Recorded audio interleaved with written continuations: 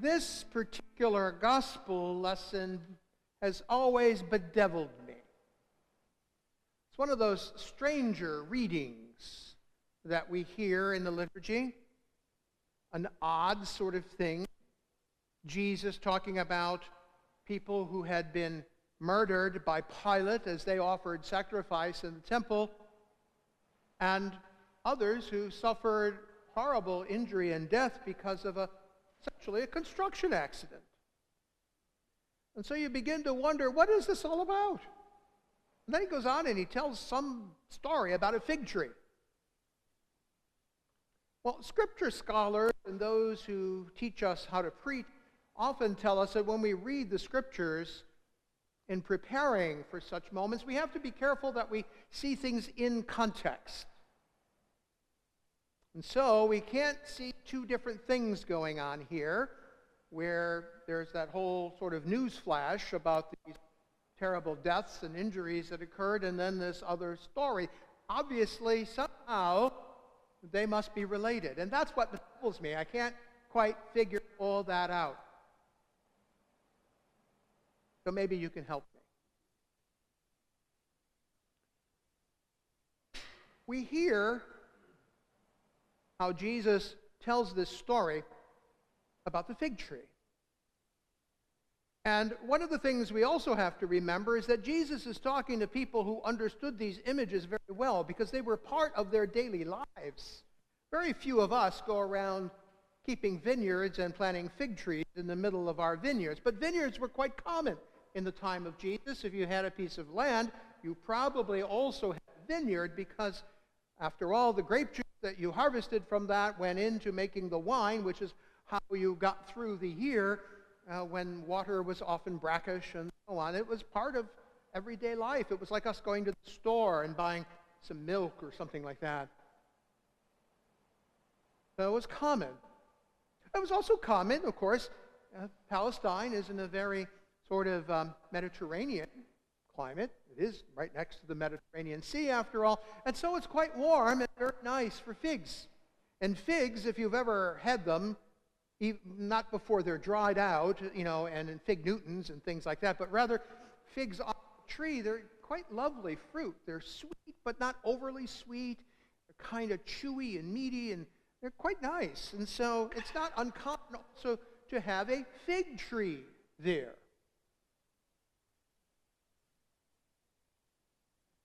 But the problem is, this owner goes to see his fig tree and he doesn't get any figs out of it, and so he's a little frustrated. So frustrated that he gets angry and he's going to have the tree cut down. There's also some things there that we need to understand. For example, the man says that the fig tree's been there for 3 years. Now, anybody who's ever planted a fruit tree, whether it's figs or apples or whatever, knows that you can't plant a baby tree and then expect to have fruit out of it immediately. The tree needs to settle its roots deep into the ground. It needs to get strong enough so that its branches become strong enough actually to bear the fruit that flourishes there. And so it takes a while for trees to get to the point where they can actually bear fruit. And so the man isn't being impatient in that way, but he's saying 3 years should be enough. And still there's no fruit. So the gardener comes along, and the gardener says, "Don't be so hasty. Give me some time. Let me dig around the roots." Then he says, "Let me put some manure on it and see what happens." We don't know if it ever did bear fruit, but that's kind of the story Jesus is telling. Probably it did, because that's what people usually did to make these fruit trees productive. So why is Jesus talking about this? Maybe there's some imagery there that we lack, because again, we are not students, deep students of the Old Testament very often, and even beyond that, we're not living in a Mediterranean climate. We can tell that this morning for sure. No fig trees growing in our backyards, at least not at this season. And so we begin to realize, if we go back into that Old Testament that vineyards are very important. Not just because they produce grapes that we can produce wine from, but because in the books of the Old Testament, we often see the vineyard as representative of the people of God, of the nation of Israel. We see that image used throughout the prophets. Similarly, we also see the image of the gardener. The gardener, after all, when we hear this story, we think immediately the landowner is God.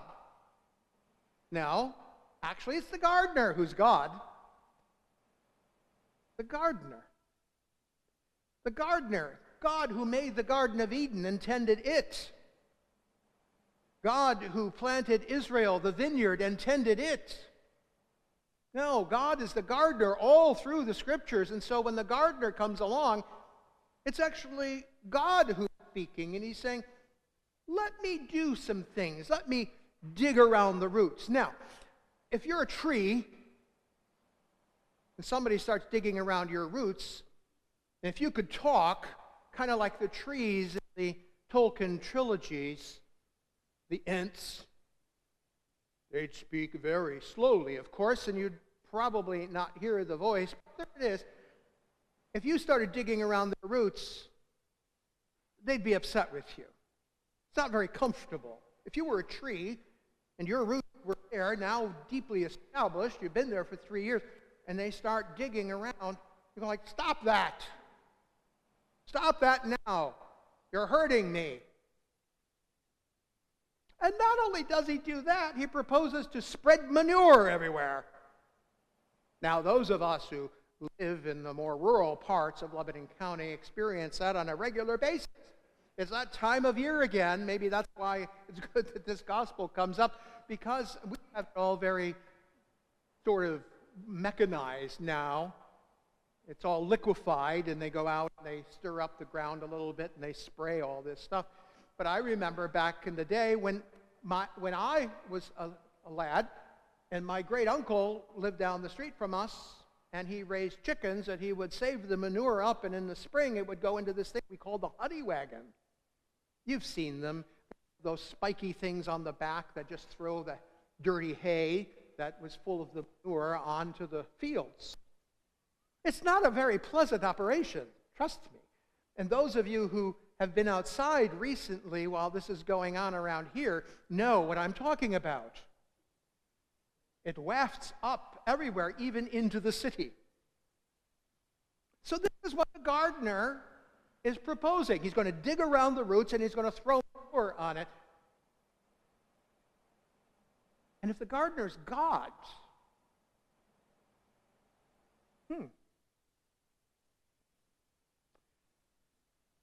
the church very wisely gives us another reading to help us understand things a little bit, and that's that first lesson from Exodus.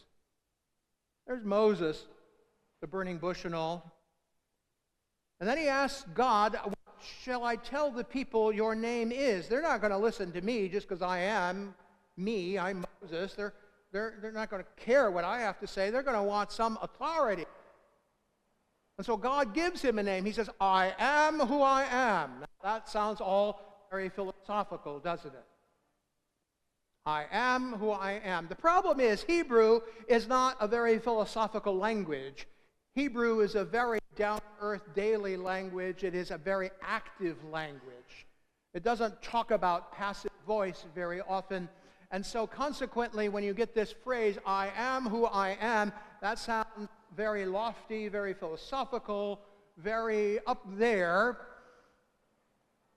I'm no Hebrew scholar, but I can tell you that other scholars have said that this phrase is not a really, truly adequate translation of the name of God. Because what's lacking is the action. I am who I am. And so another way of thinking about it would be that God would say it this way, I am who I am for you. I do things for you.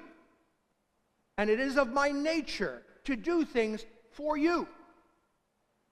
God, by that name, is always acting, always doing. He's a busy gardener.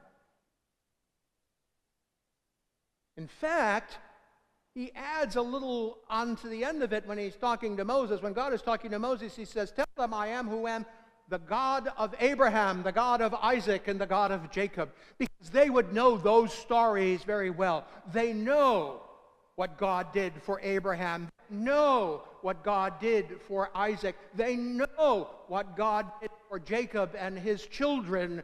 In fact, they are the offspring, the tribes of Israel. And it was God who made all this happen. So they understand I am who I am for you, because their experience, their history tells them that God has always been looking out for God's people. That helps us a little bit with this gardener thing now, doesn't it? Because if it's God who's digging around the roots, it's God who's spreading the manure. He's not doing that just to make us uncomfortable. He's not doing that to make us hold our nose.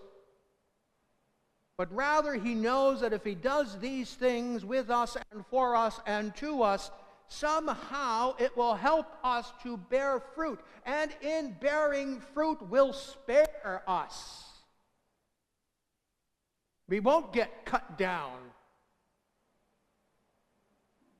No, we will bear fruit. St. Paul constantly talking to us about how we are joined to Christ and what the binding force of that bond is the Spirit of God. So what fruit are we to bear? Figs? Apples? Oranges? Plums? Grapes? I don't think so. I've never seen any of that growing out of me. If it did, it would be very strange. Now, because what enlivens us and what gives us life and what gives us purpose as disciples of Christ is the very Spirit of God. And so the fruit that we must bear, the fruit that the landowner will come looking for, the fruit that humanity will be looking for from us, is the fruit of the Spirit. And in another place, St. Paul tells us what those fruits are: peace, patience, kindness, mercy, long-suffering, and so on. Those are the fruits that we must bear. Those are the fruits that others come looking for when they see us, the tree of life, the tree which is Christ. We, the church, the body of Christ. The fruits that are being produced for the sake of our brothers and sisters in the world are these things. And we must be able to give a bountiful harvest.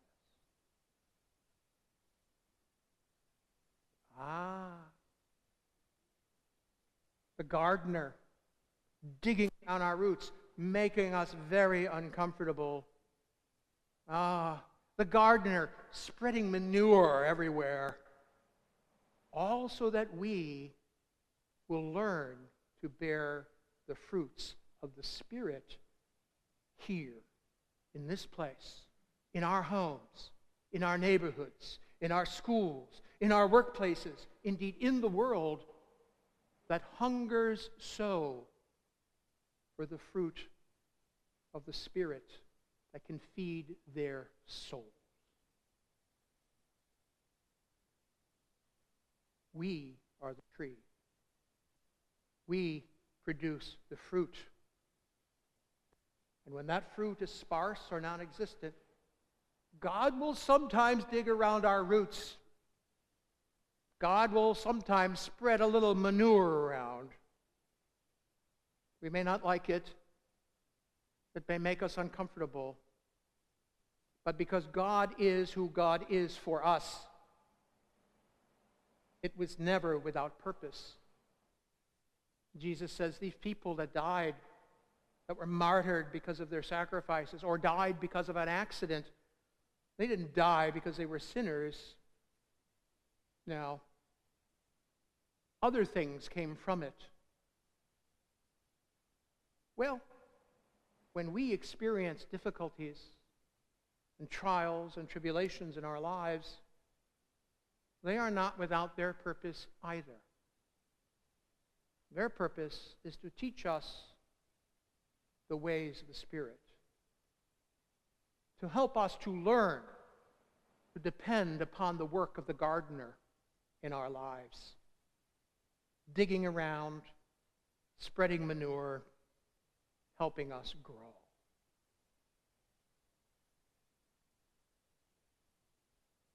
Well, the story's not so difficult after all, because now we have some idea what's going on when we undergo trials and tribulations, difficulties in life.